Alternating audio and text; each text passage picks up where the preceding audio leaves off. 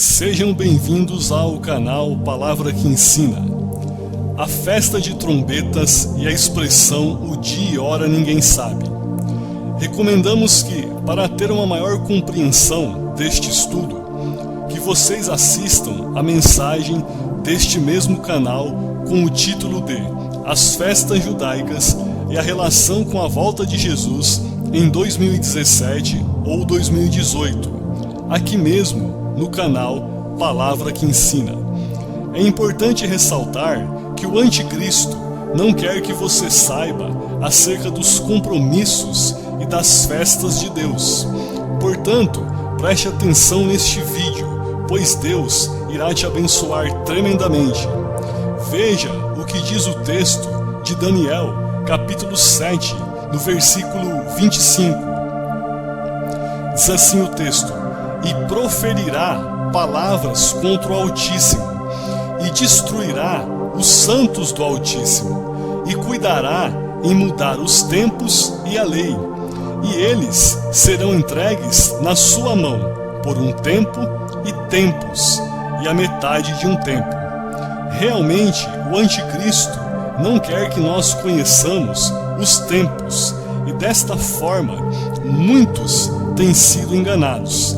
É muito importante você entender que a palavra usada nesse texto para tempos também é a palavra hebraica moed, que significa agenda de Deus ou compromissos de Deus.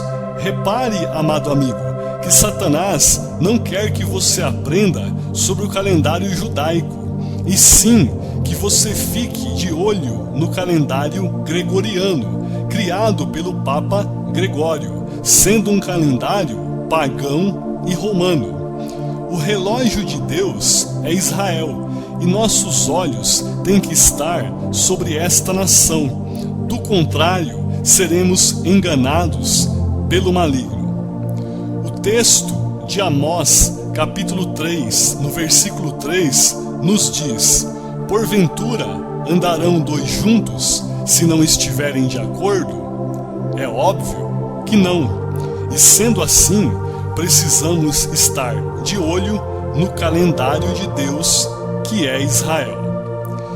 Em 1 Tessalonicenses, no capítulo 5, versículos 1 ao 2, encontramos a expressão o ladrão de noite, usada na Bíblia por Paulo aos cristãos da igreja de Tessalônica, que na verdade significa não estar preparado e não iminência, como muitos têm ensinado.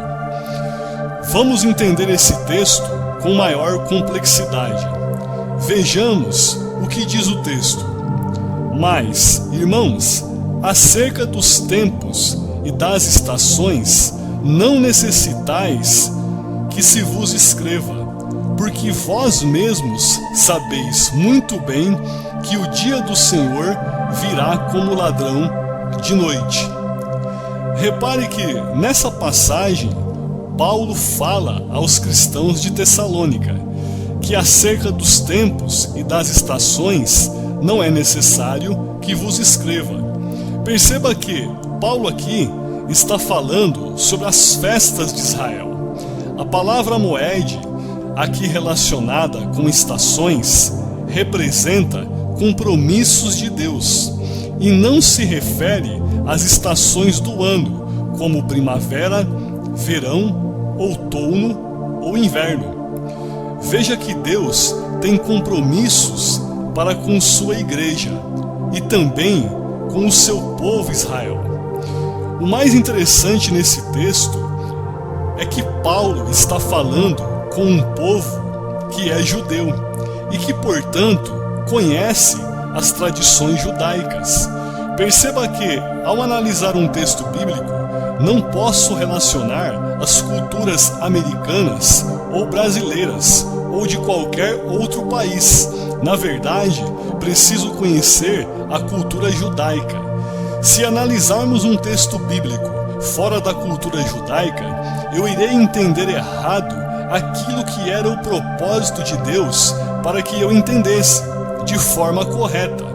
Por causa disso, é que Paulo fala que acerca dos tempos e das estações não é necessário que vos escreva, pois os judeus já sabiam da tradição e expressões usadas naquela época.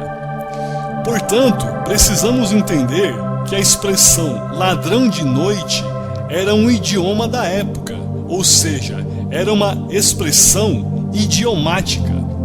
Em vários lugares do Brasil, por exemplo, temos expressões que viraram um idioma entre as pessoas, como podemos ver no exemplo: vou trampar, usado para trabalho; vou pegar uma onda, para surfar; estou bolado, para aborrecido, e assim por diante.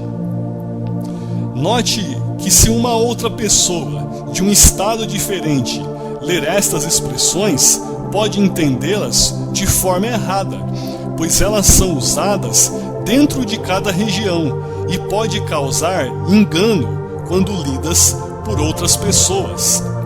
Nós mesmos possuímos diversos nomes, como pai, marido, esposo, tio, primo e etc.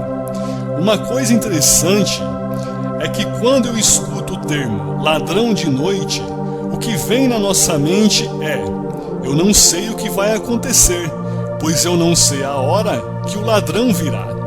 Entretanto, essa interpretação, usada no versículo citado por Paulo, distorce completamente o verdadeiro sentido da interpretação bíblica. Vejamos por quê. Veja que o público para quem Paulo está dirigindo essas palavras são judeus e não brasileiros ou americanos. Agora, veja o que diz o versículo 4. Mas vós, irmãos, já não estáis em trevas, para que aquele dia vos surpreenda como um ladrão. Isso está registrado em 1 Tessalonicenses, no capítulo 5, versículo 4. Repare que o texto nos mostra que se estivermos na luz e não nas trevas, esse dia não nos apanhará como um ladrão de noite. Deus quer que você saiba o que Ele está fazendo, querido. Aleluia! Agora, a pergunta que vem à nossa mente é: o que essa expressão ladrão de noite significa? Antes de responder a essa pergunta, eu gostaria de compartilhar mais um texto com você que está lá em Apocalipse, no capítulo 16, no versículo 15. Diz assim o texto da palavra de Deus: Eis que venho como ladrão, bem-aventurado aquele que vigia e guarda suas roupas, para que não ande nu e não se vejam as suas vergonhas. Observe que aqui a palavra ladrão aparece novamente e junto com ela a palavra nudez. Mas na verdade, como eu consigo interpretar essas palavras corretamente? Para responder a essa pergunta, precisamos entender a cultura daquela época, no templo. Vamos aos fatos. Naquele tempo, no templo, o fogo do altar queimava constantemente. Isso pode ser visto no livro de Levítico, capítulo 6, versículo 13. Diz assim o texto: o fogo arderá continuamente sobre o altar, não se apagará. E para que isso fosse possível, tinha que ter uma pessoa responsável por essa tarefa, de manter o fogo aceso e não se apagar. E naquela época, essa pessoa era um dos sacerdotes. E devido ao cansaço que ocorre normalmente com uma pessoa, em muitas vezes o sacerdote responsável por manter o fogo aceso pegava no sono. E naquela época existia o capitão da guarda, que era responsável por fazer a vigilância do templo. E um fato curioso de se falar é que esse capitão era conhecido como o ladrão da noite. E esse capitão, o ladrão da noite, tinha a tarefa de fazer a ronda noturna no templo com uma tocha na sua mão, pois naquela época era a única forma de se obter luz. Quando este ladrão da noite, ou seja, o capitão da guarda, encontrava o sacerdote responsável por manter o altar aceso, dormindo, ele incendiava o vestido desse sacerdote com a tocha, a fim de acordá-lo. E com certeza esse comportamento o fazia acordar. Quando ele acordava, ele tirava as suas roupas por causa do fogo e era pego nu. E por que isso acontecia? Isso acontecia porque ele não estava preparado, não estava pronto, ou seja, não estava vigiando. E isso é o que vai acontecer com as pessoas que não vigiam na presença de Deus, ou seja, que não interpretam a Bíblia de forma correta. E é isso que Deus está dizendo aqui no texto de Apocalipse, que Jesus virá como ladrão de noite para aquele que não vigia. Amém, queridos? Repare, querido, que Deus quer que você saiba quando Ele vai voltar. Observe que a língua de Jesus era a língua dos judeus, ou seja, hebraico e aramaico da época. Amém, amados? Agora, vamos estudar a expressão bíblica num abrir e fechar de olhos. Vejamos o texto de 1 Coríntios, capítulo 15, versículo 51 e 52. Diz assim o texto: Eis aqui vos digo um mistério. Na verdade, nem todos dormiremos, mas todos seremos transformados, num momento, num abrir e fechar de olhos, ante a última trombeta, porque a trombeta soará, e os mortos ressuscitarão incorruptíveis, e nós seremos transformados. Repare novamente que Paulo está falando a um povo judeu, na cidade de Corinto. O interessante desse texto é entender a expressão num abrir e fechar de olhos. É muito importante ressaltar que quando lemos essa expressão, temos a ideia de algo muito rápido, pois um piscar de olhos é algo extremamente rápido. Um piscar de olhos dura milésimos de segundos. É importante saber que o dia judaico não começa à meia-noite, e sim no pôr do sol, ou seja, no nascer da lua. Então, quando o judeu vê a lua nascer, para ele será o começo de um novo dia. Isso pode parecer estranho para nós, pois o nosso dia começa sempre depois da meia-noite. Mas dentro da cultura judaica, isso é normal, queridos. O dia judaico continuará até o cair da tarde e o sol se pôr novamente. O dia judeu começa sempre à noite. Esse é o dia inteiro, noite e dia, tarde e manhã, ou seja, o primeiro dia. Foi assim que Deus fez todas as coisas. Ele disse: houve tarde e manhã, o segundo dia, ou seja, sempre foi assim, tarde e manhã. Então, até nos dias de hoje, é assim que funciona os dias para um judeu. Desta forma, a expressão bíblica, num abrir e fechar de olhos, tem uma conotação específica e representa o momento exato da passagem do dia para a noite, ou seja, anoitecer. Agora vejamos sobre as festas de Israel e a expressão ante a última trombeta. Existem 4 tipos de toques de trombetas. A trombeta do shofar é a mais importante de todas elas. Observe que o carneiro foi substituto de Isaac. Representa a aliança entre Deus e Abraão, ou seja, o chifre do carneiro. Outra coisa importante é que carneiros não ficam presos em arbustos, eles crescem no meio dos arbustos. O carneiro foi colocado ali por intermédio de Deus. E uma coisa muito importante é que quando um shofar toca, isso chama a atenção do povo judeu, ou seja, de um judeu. A festa de trombetas acontece no período de 2 dias. Durante os 2 dias de festa, eles tocam os 3 primeiros toques do shofar, 33 vezes. Durante esses 2 dias, eles tocam esses diferentes tipos ou estilos de tocar. O primeiro toque é o tequia. São 3 segundos de toques longos, onde se inicia a série de toque dos shofares. O segundo toque é o shevarim.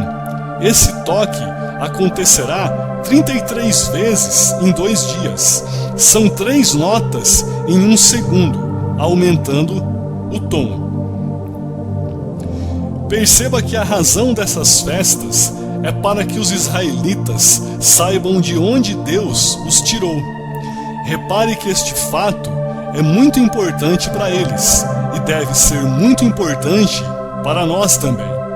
Um fator interessante é que, se não conhecermos a relação de Deus com Israel, não conseguiremos entender a Bíblia de forma correta, e isso é um fato inegável.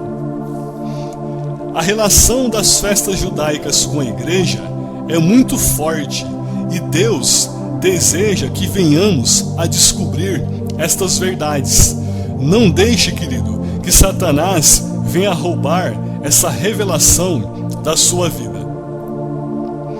O terceiro toque é o teruah. São 9 toques curtos e eles tocam isso 33 vezes durante os 2 dias de festa.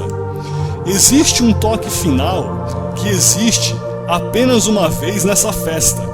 Ele acontece bem no final desta festa e acontece no crepúsculo. Ele acontece num abrir e fechar de olhos. E este toque é chamado de tequia gadulá e significa o último toque. Ele tem duração de mais ou menos 10 segundos. Esse é o mesmo toque que se usa após uma batalha, onde o inimigo se retirou e foi alcançado vitória. Essa é a mesma trombeta em que Paulo fala em 1 Coríntios, no capítulo 15. Veja o que diz o texto. Num momento, num abrir e fechar de olhos, ante a última trombeta, porque a trombeta soará e os mortos ressuscitarão incorruptíveis, e nós seremos transformados. Perceba, querido, que Jesus voltará no último toque do shofar, ou seja, Jesus voltará na festa de trombetas, e é isso que Paulo está falando nesse texto. Amém, queridos? Podemos ver isso exatamente na vida de Moisés. Quando Deus desce no Monte Sinai, repare que esse texto é uma analogia ao arrebatamento. Veja o que diz o texto. E todo o Monte Sinai fumegava, porque o Senhor descera sobre ele em fogo, e a sua fumaça subiu como fumaça de uma fornalha, e todo o monte tremia grandemente, e o sonido da buzina ia crescendo cada vez mais. Moisés falava e Deus lhe respondia em voz alta. Isso está registrado no livro de Êxodo, capítulo 19, versículos 18 e 19. Perceba que o toque da trombeta aqui é o mesmo toque que será dado na festa de trombetas durante o arrebatamento. Ou seja, este será o toque da última trombeta. Agora, repare o que diz o versículo 20. E descendo o Senhor sobre o monte Sinai, sobre o cume do monte, chamou o Senhor a Moisés ao cume do monte, e Moisés subiu. Repare que a analogia aqui, ela é tremenda, pois quando o Senhor desce, o monte está rodeado de nuvens, e quando o Senhor desce, Moisés sobe, e podemos ver que a trombeta também é tocada. Observe que temos o toque da trombeta, temos o Senhor descendo e Moisés subindo ao monte. Isso mostra uma analogia tremenda com o arrebatamento da igreja. Amém, queridos? Deus quer que nós saibamos em que época do ano isso irá acontecer. E é por isso que Ele nos estabelece isso. O que precisamos fazer é apenas interpretar corretamente os textos e a cultura judaica. Em Mateus 24, versículo 36, mostra o erro de interpretação acerca do dia e hora ninguém sabe. Vejamos o texto. Mas daquele dia e hora ninguém sabe, nem os anjos do céu, mas unicamente meu Pai. Em primeiro lugar, quando Jesus diz isso, Ele está se referindo, queridos, ao casamento judaico. E em segundo lugar, Ele estava se referindo à festa de trombetas. Vamos entender os fatos para que possamos crescer no conhecimento. Primeiro, no casamento judeu existe a escolha da noiva, e essa escolha da noiva é feita pelo pai do noivo. O pai vai e faz a escolha da noiva para o seu filho. A segunda coisa que acontece é que o noivo vai à casa da noiva, e quando ele chega, ele vem com um contrato, e este contrato tem o nome de Ketuba, e descreve para o pai da noiva tudo o que o noivo pretende fazer, ou seja, tudo o que ele pretende fazer com ela. Repare que isso foi exatamente o que Jesus fez conosco, ou seja, com a sua igreja. O Ketuba ou Ketubá da igreja é a Bíblia. Amém, amados? A Bíblia representa o contrato do noivo Jesus com a sua noiva, igreja. E nesse contrato, que é a Bíblia, estão todas as promessas que o noivo nos deixou. E isso é algo extremamente tremendo e extraordinário, queridos. Depois disso, a noiva irá analisar a proposta deste contrato e decidir realmente se aceita a proposta desse casamento ou não. Jesus, dessa forma, também aguarda que a sua noiva aceite esse contrato de casamento, pois muito em breve ele irá voltar para buscá-la. Aleluia! O interessante é que o noivo também oferece um dote pela sua noiva, ou seja, paga um preço por ela.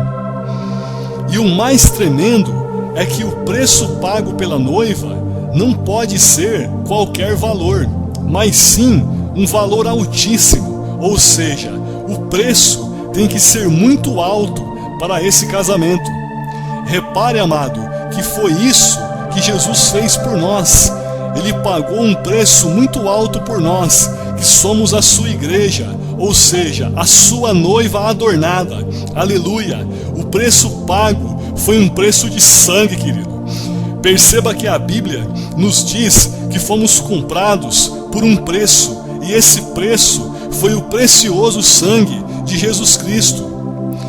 Esse casamento representa Jesus pagando um alto preço pela sua noiva, ou seja, antes mesmo de ser casado com ela, e isso é maravilhoso, pois podemos ver que é a representação correta do casamento judeu e o dote pago pela noiva. Ao longo de milênios, Jesus tem feito essa oferta de casamento para as pessoas ao redor do mundo, e a decisão mais coerente a se fazer é aceitar esse pedido e desfrutar de toda a glória que o noivo Jesus nos oferece. Amém, queridos? A outra coisa que acontece quando a noiva decide aceitar a oferta de casamento é que existe um cálice, ou seja, uma taça de vinho. Quando a oferta é aceita, o noivo e a noiva vão juntos até essa taça e bebem deste vinho. E quando isso acontece, naquele momento, eles se tornam noivos, literalmente. Desta forma, eles entram em um contrato de casamento, legalizado e estabelecido. Repare que isso foi a mesma coisa que aconteceu com José e Maria. Lembre-se que, quando José achou Maria grávida, ele não quis divorciar-se, Perceba que, ao contrário da nossa cultura, na cultura judaica, se você está noivo, você está casado. É uma aliança onde a única forma de se ver livre é através do divórcio. Veja que ainda existe, nessa cultura de casamento, uma segunda taça de vinho, e ela é reservada para a festa do casamento que se estabelece bem no final desse processo. E depois de haver uma tremenda festa, um maravilhoso ajuntamento de pessoas vindo e celebrando o casamento, eles novamente bebem juntamente a segunda taça de vinho. Este é exatamente o segundo cálice que Jesus se refere na última ceia em Lucas, no capítulo 22, no versículo 20, onde ele diz: semelhantemente tomou o cálice depois da ceia, dizendo: este cálice é o Novo Testamento no meu sangue, que é derramado por vós. E em Mateus capítulo 26, no versículo 29, ele diz: e digo-vos que, desde agora, não beberei deste fruto da vide, até aquele dia em que o beba de novo convosco, no reino de meu Pai. Repare então, amado, que este segundo cálice é o cálice que será tomado no reino de Deus, ou seja, na festa das bodas do Cordeiro, onde a igreja literalmente irá dar início à festa com o seu amado noivo. E é por isso que Jesus não toma deste último cálice juntamente com os discípulos, que também representam a igreja de uma forma geral. Um ponto tremendo é que antes do noivo ir embora, ele deixa presentes para a sua noiva, porque ele sabe que dentro de um prazo de 1 a 2 anos, ele voltará. Lembre-se que estamos falando do termo "ninguém sabe o dia e a hora". Entenda que este termo, para alguns, pode ser de difícil interpretação, mas para os discípulos de Jesus, ou o povo de Israel, ele é um termo muito conhecido. Esse termo era um vocabulário da época, e para eles não era novidade nenhuma.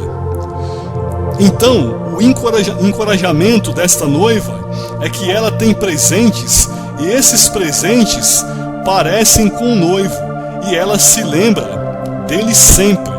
E no seu coração ela fala: este é o meu noivo, ele voltará para me buscar. E isso traz força, esperança e desejo para que o tão aguardado noivo volte logo. Foi exatamente isso que Jesus fez por nós. Ele nos deixou o Espírito Santo para que nos desse força e esperança, para que pudéssemos esperá-lo e sempre nos lembrássemos dele. Este é o presente do noivo para a noiva, e isso é a garantia que ele vai voltar. Amém, queridos? Aleluia, glória a Deus. Então, o noivo sai de partida e volta para a casa de seu pai. Seu pai geralmente possui terras e uma estrutura, mas o responsável por construir uma casa para sua noiva é o filho, ou seja, o noivo. Note que esse tempo de espera da noiva é o tempo que o seu noivo leva para preparar a casa, ou seja, preparar um lugar para que eles possam viver juntos.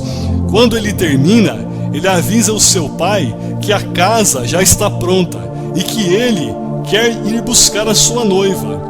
Observe que na cultura dos judeus, o noivo tem que esperar o pai olhar e aprovar a construção, para que ele possa finalmente buscar a sua noiva. Até este ponto, o filho não sabe quando ele poderá vir buscar a sua noiva.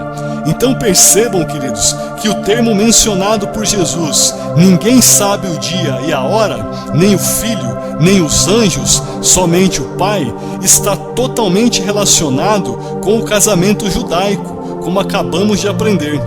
Qualquer pessoa que examinar a cultura judaica e examinar as escrituras profundamente vai entender o que está sendo explicado aqui.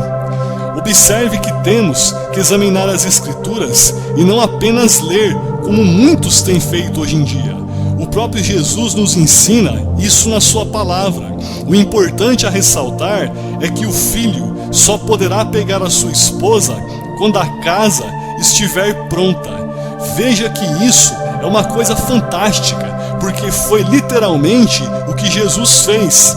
Veja o que o texto descrito em João, capítulo 14, versículo 2 e 3, está dizendo: na casa de meu pai há muitas moradas. Se não fosse assim, eu vou-lo teria dito: vou preparar-vos lugar.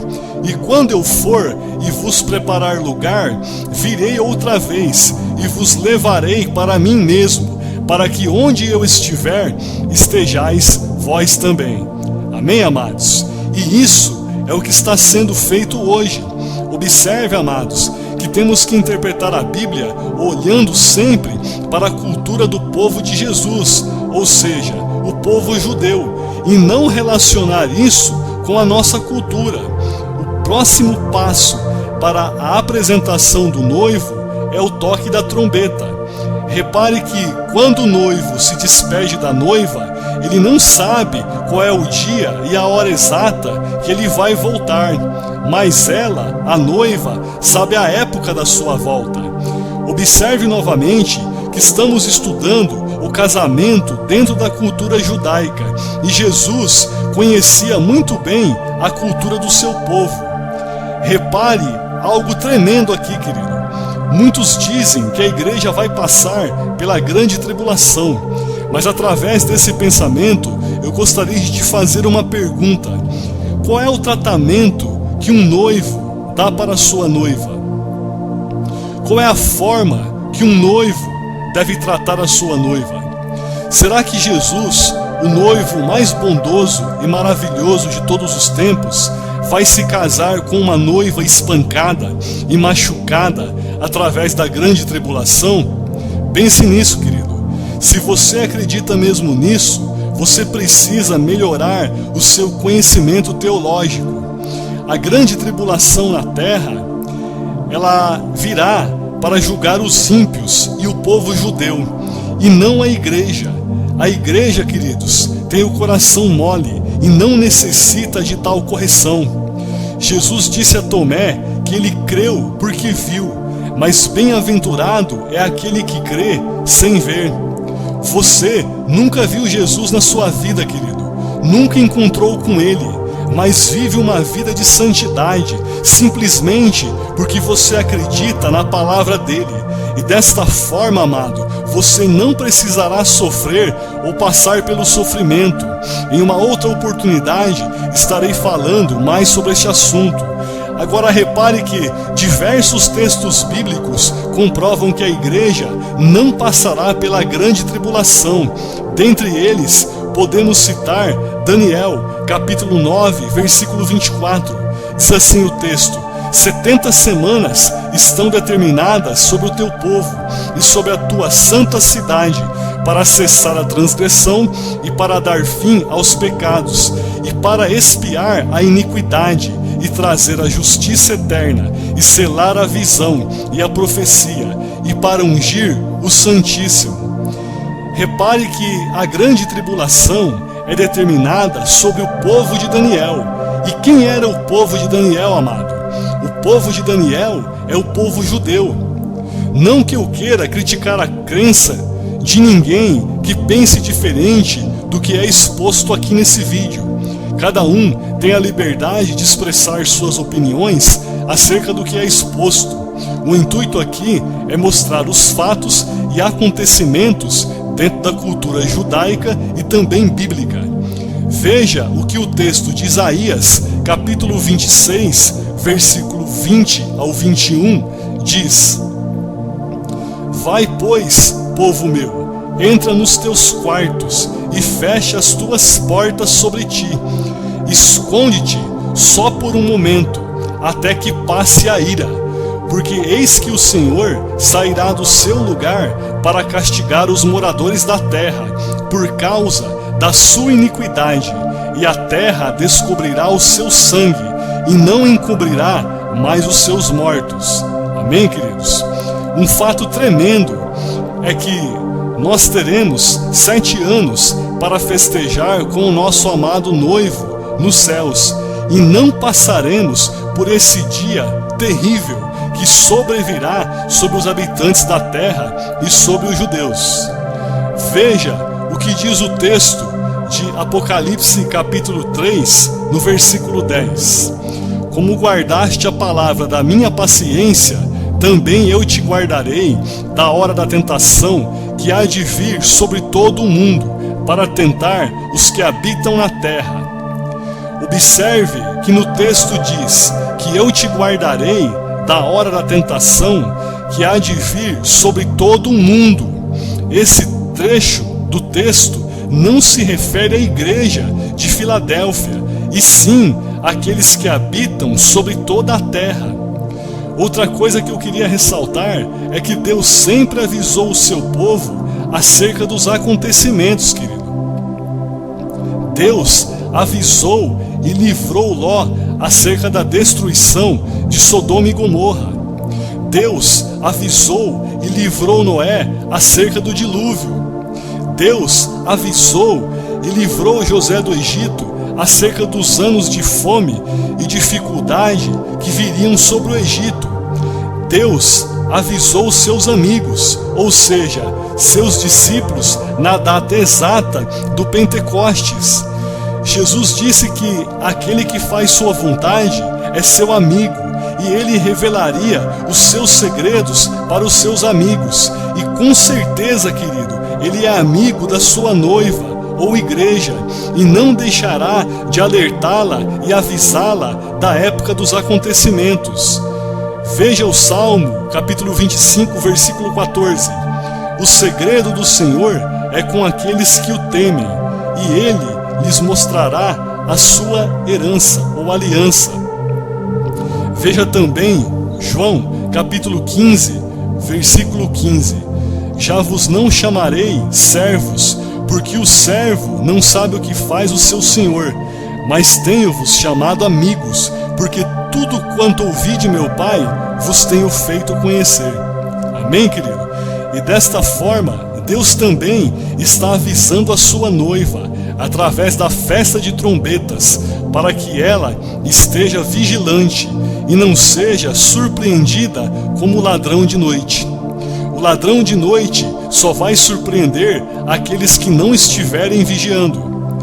Uma coisa que muitos não sabem, que eu gostaria que você desse muita atenção ao que será explicado aqui, é que a festa de trombetas tem diversos nomes.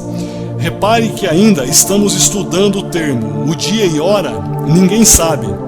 Novamente, volto a repetir que para alguns esse termo pode ser de difícil interpretação, mas para os discípulos de Jesus, ou o povo de Israel, ele é um termo muito conhecido. E também ficará claro para você quando você ler e estudar sobre a cultura judaica. Repare que a Bíblia precisa ser examinada e não lida como se lê um livro de forma literal. A Bíblia, em muitos pontos, não pode ser interpretada de forma literal. Essa festa é conhecida como Festa do Arrependimento. Ela é conhecida como Cabeça do Ano, ou Rosh Hashanah, ou Yom Teruah. Ela é conhecida como o Dia do Despertar da Trombeta. Ela é conhecida como o Dia do Julgamento. Ela é conhecida como o Dia da Coroação do Messias. Ela também é conhecida como o Dia das Lembranças. Ela é conhecida como o Dia do Tempo de Tribulação de Jacó. Também é conhecida como o Abrir dos Portões. Ela é conhecida como o Dia da Cerimônia do Casamento. Ela também é conhecida como o Dia da Ressurreição dos Mortos. É conhecida como a Última Trombeta e também como o Dia Escondido. A festa de trombetas é comemorada no primeiro dia do ano e é a única festa que é comemorada na lua nova. todas as outras festas são comemoradas na lua cheia. E a festa de trombetas não é facilmente identificada, porque ela é estabelecida pelos ciclos de 29 dias e meio da lua. E isso nos faz sempre fazer a pergunta: qual é o primeiro dia do mês? Como os judeus identificam o primeiro dia do mês, ou o primeiro dia da festa de trombetas, ou seja, o dia escondido, como é assim também conhecido? O dia 1 de Tisri, da festa de trombetas, é também chamado de Ninguém Sabe o Dia e a Hora, que é outro nome para esta festa. E isso é algo tremendo, queridos. E a pergunta que vem à nossa mente é: por que a festa de trombetas também tem este nome? Porque o primeiro dia do mês não se identifica fácil, porque é baseado nos ciclos da lua, como acabamos de ver. O primeiro dia do mês de Tisri é lua nova e é noite escura e você não vê nada. Os judeus têm um costume a fim de estabelecer o primeiro dia do mês. Eles têm duas testemunhas e elas ficam olhando para o céu a fim de identificar a chegada da lua nova. E isso é estabelecido no calendário de Deus, que é o calendário judaico.